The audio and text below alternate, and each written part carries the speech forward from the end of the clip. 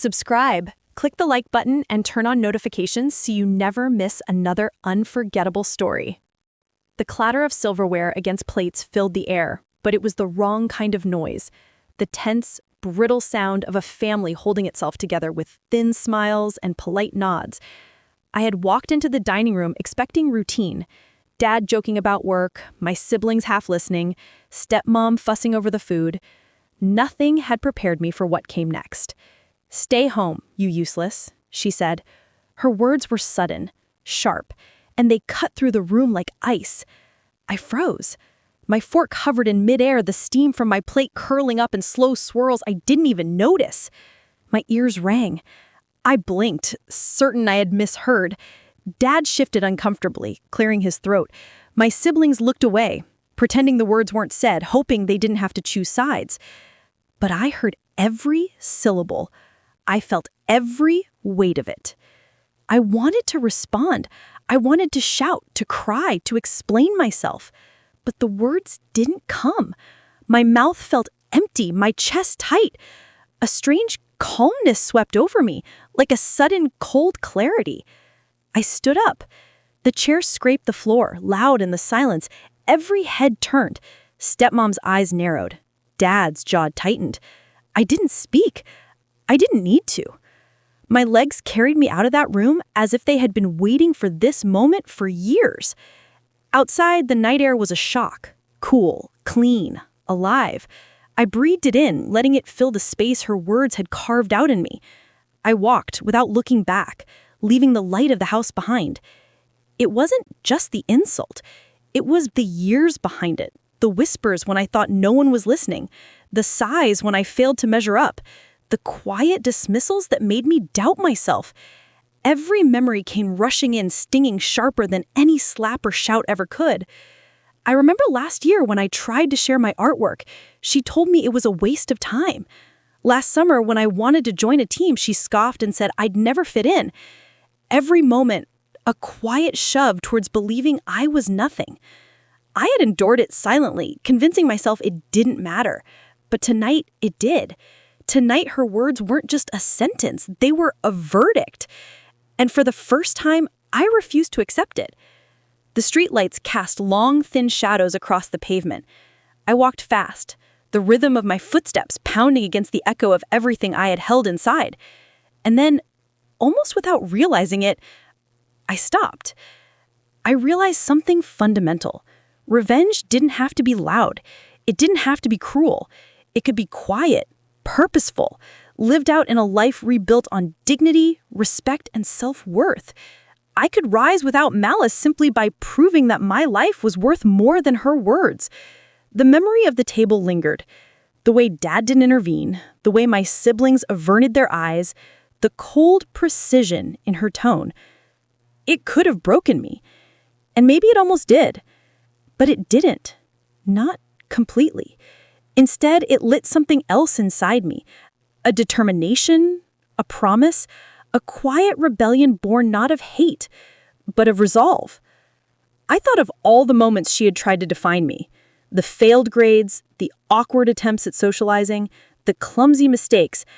I would not let those moments define me anymore. I would reclaim them with proof, with action, with patience. The kind of revenge that left no scars on others, only the undeniable evidence of my growth. For a moment, I let the night swallow me entirely.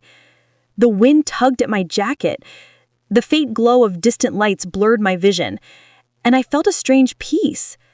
The hurt was still there, sharp and raw, but it had a purpose now. It was fuel. When I returned home hours later, it was quiet. The house smelled of the dinner I had left behind, of roast chicken and faint perfume. I walked past the dining room, past her smug, satisfied posture. I didn't say a word. I didn't need to. My silence was louder than anything I could have shouted.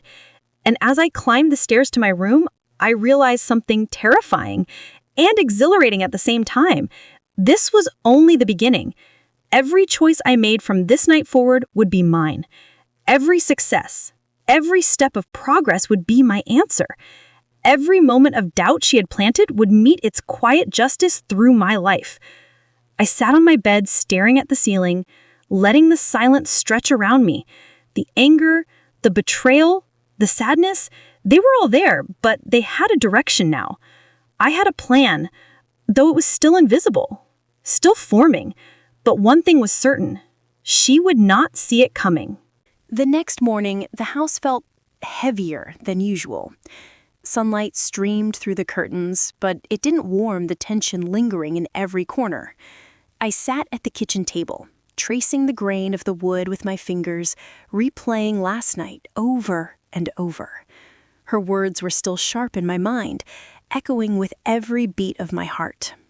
It wasn't the first time she had put me down, but something about last night had pushed me past the edge. I closed my eyes and remembered the first time I had felt her disapproval, not just her dislike, but her deliberate dismissal. I was 10. I had brought home a school award for reading the most books that semester. My chest had swelled with pride as I showed her the certificate. "Books? Really? You think that matters?" she had said, tossing the certificate onto the counter.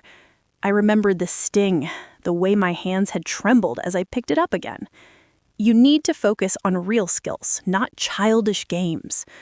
I had nodded silently, holding back tears, and learned early that her approval was a prize I would never earn.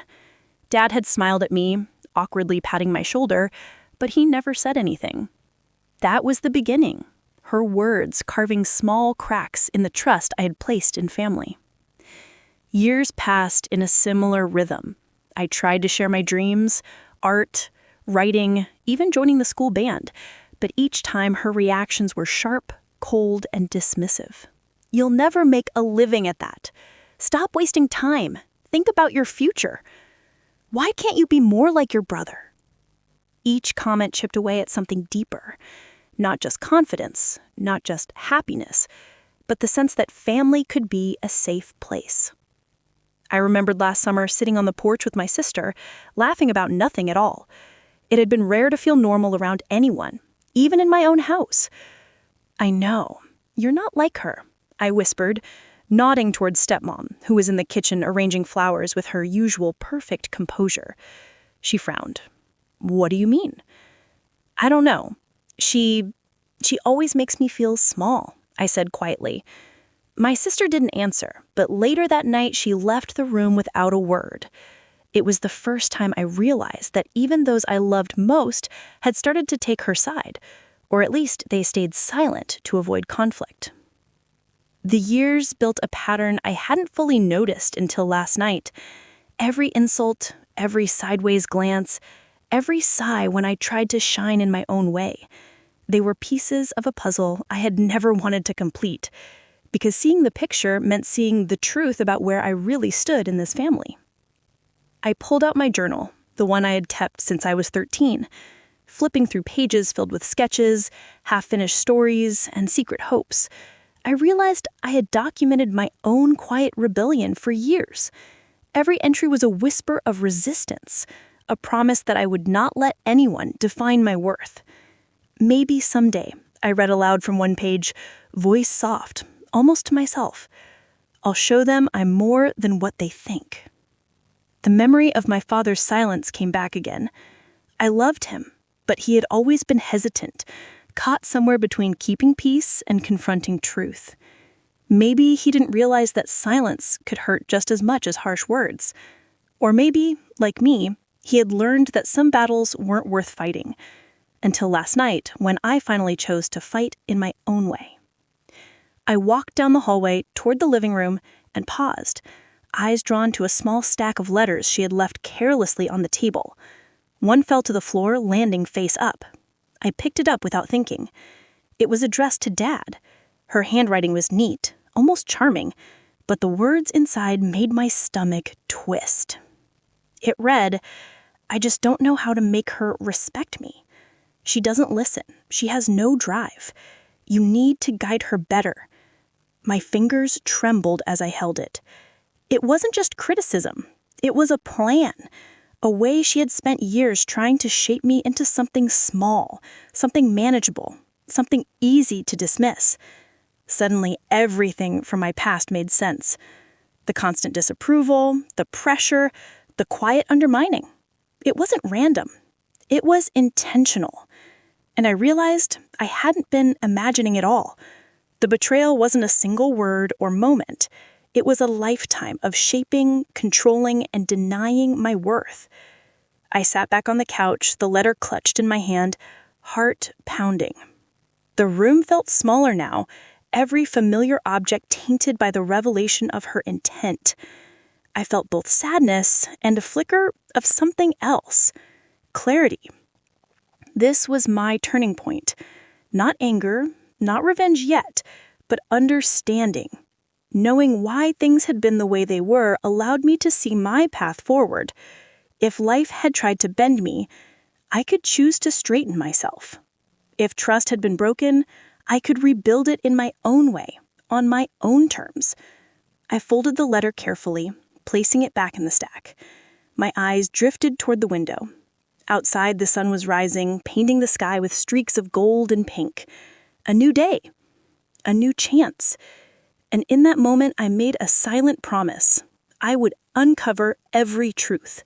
I would reclaim what had been stolen from me, and I would do it in a way that mattered, a way she could never anticipate. The house was quiet, but I felt a storm building inside me. A storm not of anger, but of purpose. I didn't know how yet, but I knew this. The past was no longer just a memory. It was a map.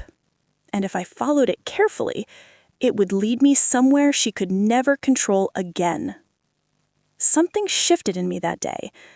I understood, finally, that the betrayal had been deeper than I had realized. And in that understanding, the first seed of quiet justice was planted. The morning after discovering the letter, the house felt different. I moved through it like someone learning the layout of a place I had known all my life, but had never truly seen. Every corner, every familiar chair seemed to hold a memory of her disapproval. And yet, I didn't feel small anymore. I made breakfast, carefully arranging plates for the family. Dad greeted me with a quiet smile, cautious, unsure if last night's tension had passed. My siblings mumbled their hellos, still tentative, and Stepmom, noticing my calm, raised an eyebrow, but said nothing. For the first time, I realized that power didn't have to be loud. It didn't need shouting or retaliation. I could act with thought, with patience, with a focus sharper than anger. I could reclaim my dignity without stepping into cruelty. That day, I began small. I cleaned my room meticulously, organizing my things, revisiting my journal, setting goals. Each action felt deliberate, a quiet rebellion against years of being dismissed. I spent the afternoons sketching, writing short stories, and completing little tasks I had put off. Each accomplishment, no matter how minor, reminded me that my worth was mine to define. Dad peeked in at one point. "You look different," he said softly. I smiled faintly. "Just trying to focus," I replied, careful not to sound defiant. It wasn't defiance I wanted. It was balance, calm strength, not chaos. Over the next few days, I acted with subtle intention. I listened more, spoke carefully, and stayed aware of the family's patterns. Every glance, every tone, every small interaction became data. I noticed how Stepmom's criticism often masked her fear of being challenged, how she flinched at unexpected competence, how she underestimated quiet consistency. One evening, I was in the living room, working on a school project, when she entered, carrying a tray of tea. Her eyes flicked to the project on the table, and I caught the briefest hint of surprise. "Working on that so late?" she asked, her voice casual, but with a touch of something else. I looked up calmly. "Yeah, I want to get it right," I said, smiling politely. She paused, placed the tray down, and left without another word. But the moment lingered. I realized she had started noticing, and noticing meant awareness. Awareness could be unsettling for those who relied on underestimation. Later that night, I sat on my bed, sketchpad in hand, reflecting on the week. The calm I had cultivated was not weakness. It was armor. Pain had shaped it, yes, but it had also given me insight. I was learning to move with strategy, to let patience carry the weight that anger could not sustain. A few days passed, and subtle changes emerged. I saw my siblings sharing small, cautious smiles when I completed tasks efficiently. Dad began asking for my input on decisions he normally made alone. Even Stepmom, in her moments of private reflection, seemed unsettled. The quiet shift was unmistakable. One evening, I was in the living room working on a school project when she entered, carrying a tray of tea. Her eyes flicked to the project on the table, and I caught the briefest hint of surprise. "Working on that so late?" she asked, her voice casual, but with a touch of something else. I looked up calmly. "Yeah, I want to get it right," I said, smiling politely. She paused, placed the tray down, and left without another word. But the moment lingered. I realized she had started noticing, and noticing meant awareness. Awareness could be unsettling for those who relied on underestimation. Then, as if the universe was giving me a signal, I noticed a small change in her behavior. The next morning at breakfast, she lingered by the table, her eyes flicking toward me more than usual.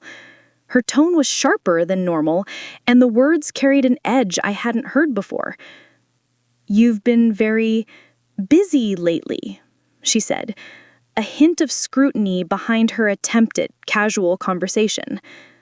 I smiled, calm, collected.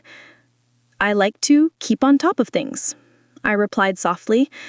No argument, no tension, just quiet assurance.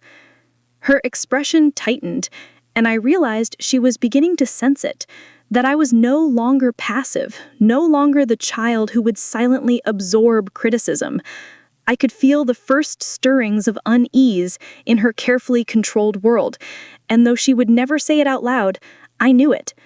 This was the turning point, the moment when subtle strength met subtle fear, the moment when the quiet strategy began to take hold. I set my fork down and looked out the window. The sun was climbing, casting long streaks of gold across the kitchen floor. Everything had changed, even if the surface seemed the same. My patience, my purpose, and my quiet determination were already reshaping the dynamics of the family without a single harsh word spoken. And somewhere, in the back of her mind, she knew something was coming. She didn't yet understand what, but the ripple had begun. The first thread of reckoning was visible, and it was entirely mine to weave. The living room was quiet when I walked in. Stepmom was there, arranging magazines on the coffee table, her movements precise, almost rehearsed. The afternoon light fell through the curtains, painting the room in soft gold. I stopped at the doorway, letting the silence stretch for a heartbeat. She looked up, eyebrows slightly raised. "You've been very focused lately," she said carefully. Her voice was calm, but I could feel the tension underneath. "I've been thinking," I replied simply. My tone was steady, calm, unshakable. I didn't rush, didn't demand. I let the words settle slowly in the space between us. She tilted her head, curiosity and caution mingling in her expression. Thinking about what? I walked to the sofa and sat down, keeping my back straight, my hands folded in my lap. "About us, about our family," I said, "and about the way things have always been." For a moment, she said nothing. The faint sound of the clock ticking filled the room. I could see her processing, weighing, sensing that this conversation wasn't going to be ordinary. "I found something," I said quietly, reaching for the photograph I had discovered, the one where she held the letter with that subtle, proud expression. I placed it on the table between us. "This shows more than you think it does." She looked at it, eyes narrowing slightly, lips pressed together. "I don't know what you mean." "You've spent years trying to shape me. Not through guidance, not through encouragement, but through control. Every comment, every suggestion, every dismissal. It was all part of a plan. And I've finally understood it." Her hands paused mid-motion, and I saw the first flicker of unease cross her face. I just wanted to help," she said quietly. "I thought I was guiding you." I nodded, listening. I didn't interrupt. "Help," I repeated, but it felt like limitation, like my worth was measured by how well I fit into your expectations. My words weren't angry, they were precise, calm, honest. She swallowed. I never realized you felt that way," she said, voice small. "I thought you appreciated what I tried to do. I didn't know." Her realization hung in the air, heavy and soft. I could see the pieces clicking together in her mind, the truth she had ignored or perhaps never noticed. I didn't press further. I let her come to it herself. "I see it now," she said finally. "I see that I underestimated you, that maybe I made mistakes." I nodded again, the calm in my chest steadying me. "Mistakes? Yes, but I'm not here to punish. I'm here to show that I've grown, that my life, my choices, my abilities, they're mine. I don't need permission, and I don't need approval, but I do want honesty between us." Her eyes softened, a subtle weight lifting. I never meant to hurt you," she admitted. "I just wanted you to succeed in my way. I understand, and I've decided that the past doesn't have to define us. I want to rebuild trust, step by step. But I also need space to be myself, and I need you to respect that." A quiet pause stretched between us. The tension remained, but it had shifted. It was no longer about blame or anger, it was about understanding, acknowledgement, and the beginning of repair. She looked at me, her gaze lingering. You've grown so much," she said, almost in awe. "I can see it now, and I realize how much I've missed by not noticing before." For the first time, I saw genuine regret in her eyes, not performative, not defensive. Realization. She had felt the weight of her actions without me needing to shout it, without me needing to dramatize it. Quiet power had accomplished more than anger ever could. I leaned back, letting the room absorb the change. "I've grown because I had to," I said softly, "and I will continue to grow, with or without acknowledgement. But I want us to move forward honestly." She nodded slowly. I think I can do that. I want to. I need time to learn how." And in that moment, something shifted completely. The room felt lighter, not because all the pain had vanished, but because acknowledgement had entered the space. The balance had begun. We sat together quietly, the photograph between us, sunlight stretching across the floor. No shouting, no accusations, only truth and the weight of realization. I had expected confrontation to be tense, maybe even painful, but instead it became something stronger, something that demanded reflection, acceptance, and the courage to change. As the afternoon passed, she began to speak in small, careful ways, asking questions about my projects, showing genuine interest in what I was doing. Not control, not judgment, just curiosity and attention. I realized then that quiet, thoughtful action had accomplished more than anger ever could. The betrayal had been exposed, the lesson had been delivered, and she, for the first time, truly understood the impact of her actions. I left the living room that day with a subtle shift in my chest. Confidence, mingled with compassion, strength, mingled with understanding.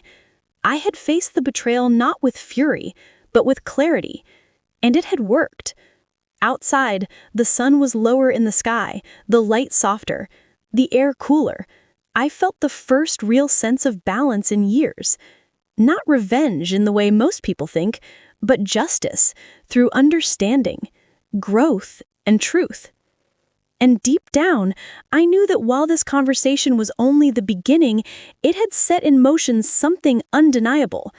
A transformation was underway, and everyone in that house would feel it, whether they realized it yet or not. The next morning, the house felt quieter than usual. The kind of quiet that isn't empty, but heavy with anticipation. I found Stepmom in the kitchen, sipping tea, her hands wrapped around the cup as though it gave her courage. I took a deep breath and joined her at the table. "I want to understand," I said softly. "Everything. Why it happened the way it did. Why you treated me like that." She looked up, eyes glistening with the first hint of vulnerability I had ever seen in her. She set the cup down carefully. "I wanted to tell you for a long time," she said, voice shaking slightly, "but I didn't know how." I leaned forward, silent, letting her words find their way. "The truth is," she began, "I was scared. Scared that you would fail. Scared that you would make mistakes that I wouldn't be able to fix. I thought, if I guided you strongly enough, you'd avoid the pain I've seen in others. I didn't realize I was hurting you instead." I felt my chest tighten. It wasn't the answer I had expected, yet it explained so much. The constant criticism, the pressure, the relentless insistence on control. It had all come from fear. Fear of loss, fear of failure, fear of life itself. "I thought I was helping," she continued. "I didn't see how my words were cutting you down instead of lifting you up. I was blind to the effect it had." I closed my eyes for a moment, letting the weight of that admission sink in. It was painful, yes, but it was honest. Finally, there was truth. Finally, a chance to rebuild. "I understand why you did it," I said quietly, "but it doesn't erase what it felt like. Every time you told me I was useless, every time you dismissed my efforts, I felt invisible, and that hurt for years." Her eyes filled with tears. I know it did, and I am so sorry." The air between us was thick with emotion, but calm. No yelling, no accusations, just the raw, quiet reality of human mistakes. And in that silence, I saw something shift. Not only in her, but in myself. I thought about all the times I had replayed her words, all the moments I had doubted myself, all the tears shed in secret. And I realized that revenge, anger, retaliation would only continue the cycle. I could let the past define me, or I could choose differently. "You don't have to fix everything," I said softly. "I don't need punishment. I need honesty. I need the freedom to be myself." Her hand hovered above the table, uncertain. Then slowly, she reached out and touched mine. The gesture was small, almost fragile, but it carried weight. It said, without words, that she recognized the wrongs and wanted to make them right. "I want to do better," she whispered. "I want to be someone you can trust." And in that moment, I understood something important. Justice didn't have to be loud. It didn't have to hurt. It could be quiet, thoughtful, moral. I could rise above the pain, reclaim my life, and allow her to see the impact of her actions, not through cruelty, but through growth. I looked at her, the truth fully revealed, and I felt a strange calm in my chest. I could choose anger. I could choose resentment. I could punish with silence or with pride. But instead, I chose balance. I chose dignity. I chose life. "Then let's start over," I said steadily, step by step. Honestly, no more games, no more trying to control each other. She nodded, a small, tentative smile breaking through. "Step by step," she repeated. For a few minutes, we sat together quietly. The past was still there, lingering like shadows on the wall, but it no longer had the power to control us. We were both aware of the consequences. Mine, in the years of doubt and pain, and hers in the realization of how fear had shaped her actions. But awareness was a beginning. I felt a sense of relief, tempered by the gravity of the moment. Forgiveness wasn't instant. Trust wasn't rebuilt in a single conversation. But the choice, the moral choice, was mine. I had the power to let the past remain a burden, or to transform it into a lesson. I stood and walked toward the window, looking out at the yard bathed in morning light. The world outside seemed unchanged, yet I knew that inside me, everything had shifted. I had faced the truth, I had faced her, and now, the next step, the one that would truly define the story, remained to be taken. I turned back to her. "I want to see you really listen," I said gently, "and I want us to understand each other, not just exist in the same house." Her hand met my eyes, glistening. "I will listen," she promised. "I want to learn." The room was still. Soft sunlight, faint ticking of the clock, the quiet hum of life around us. And in that stillness, I realized that the choice was not over. The moral path stretched ahead, uncertain but full of possibility. Would I continue with measured patience, building trust and understanding? Or would I assert my independence more boldly, making sure the lessons of the past were never forgotten? The decision hung in the air like a delicate thread. Neither of us moved to sever it, both of us knowing that the next step would define everything. And in that quiet moment, I understood the truth of power. It was not in revenge, not in anger, but in the calm, thoughtful choices we made when faced with betrayal. The next chapter awaited. The path was still unwritten. The house was unusually calm that evening. The sun had begun its slow descent, casting warm amber light across the walls. I moved through the rooms, noticing details I had overlooked before. The soft creak of the floorboards, the faint scent of her cooking, the small imperfections that made the house feel alive. Stepmom was in the living room, sitting with a cup of tea, reading quietly. She looked up as I entered, a tentative smile on her face. No words of apology hung between us anymore. Those had been said, acknowledged, and felt. The tension had eased into something new. Awareness, respect, a quiet understanding that both of us carried. I held a small envelope in my hand. It was a letter I had written the night I left the dinner table, months ago. I hadn't shown it to anyone. It had been for me, a way to untangle my thoughts and solidify my own strength. Now, I felt ready to let it serve its final purpose. I sat beside her, hands resting lightly on my lap. "I want you to read this," I said softly, handing her the envelope. Her fingers trembled slightly as she took it, curiosity mingling with apprehension. "It's from you?" she asked. "Yes," I said, calm but firm. "It's everything I needed to say, everything I needed to understand about myself and about us. Read it whenever you want to understand what I've carried." She opened the envelope carefully. As she read, I could see her expression change, eyes widening, then softening, and finally filling with quiet realization. She did not speak. She did not need to. Every word in that letter was a bridge, spanning years of misunderstanding, fear, and distance. I watched her, and I understood something profound. Justice did not require anger or punishment. Justice could be quiet, reflective, moral. It could be found in truth, in acknowledgement, in the act of giving someone the space to understand their mistakes without malice. After a few moments, she looked up at me, her eyes glistening. I see it now," she said softly. "I see what I didn't understand before. And I see the strength you found in yourself. I am proud of you." The words were simple, but their impact was enormous. For the first time, I felt a sense of completion, not just for the past, but for the path forward. The hurt was acknowledged, the betrayal was understood, and now it had no power to dictate my life. I smiled faintly, feeling the weight of months of tension lift. "Thank you," I said. "I've learned a lot. and I hope we can continue building something honest between us." We sat together for a while, the sunlight fading into a gentle twilight.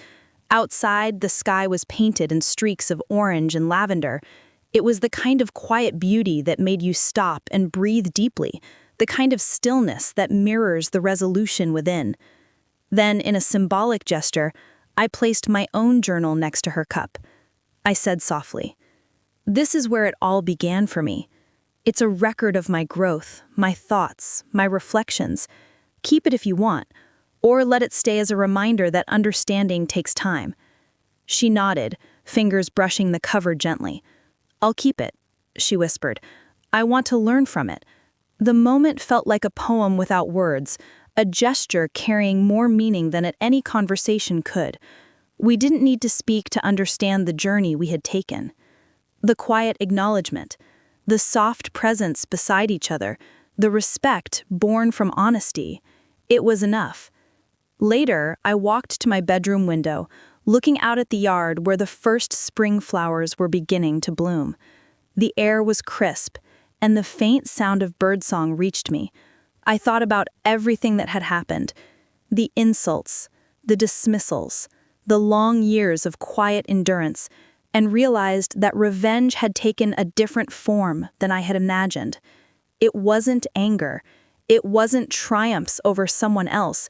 It was life itself. My accomplishments, my growth, my self-respect, they were the ultimate answers. They were proof that dignity and quiet persistence carry more power than cruelty ever could. And as the sun dipped below the horizon, casting long shadows across the yard, I felt peace. Not just the relief of conflict resolved, but the deep, calm satisfaction of moral balance achieved. The story had reached its natural conclusion, but the lessons would stay forever. I turned back to the room where Stepmom was tidying the table. I gave her a small nod, a silent acknowledgement of shared understanding. She returned it, and in that simple gesture, years of tension and pain found their quiet resolution. The last light faded from the sky. The house was filled with calm, with acceptance, with a sense that life, honesty, and integrity had won over judgment, control, and fear. And in the quiet of that evening, I whispered to myself, almost as a promise, "This is only the beginning of living freely." The journey had ended, but the future stretched ahead, open and bright, carrying the quiet satisfaction of a truth finally understood, a balance finally restored, and a life finally claimed. If this story touched your heart, don't forget to heart, like, comment, share, and bell. Subscribe for more real-life love and emotional stories. Your support helps us bring more meaningful stories to life. Heart, greater than.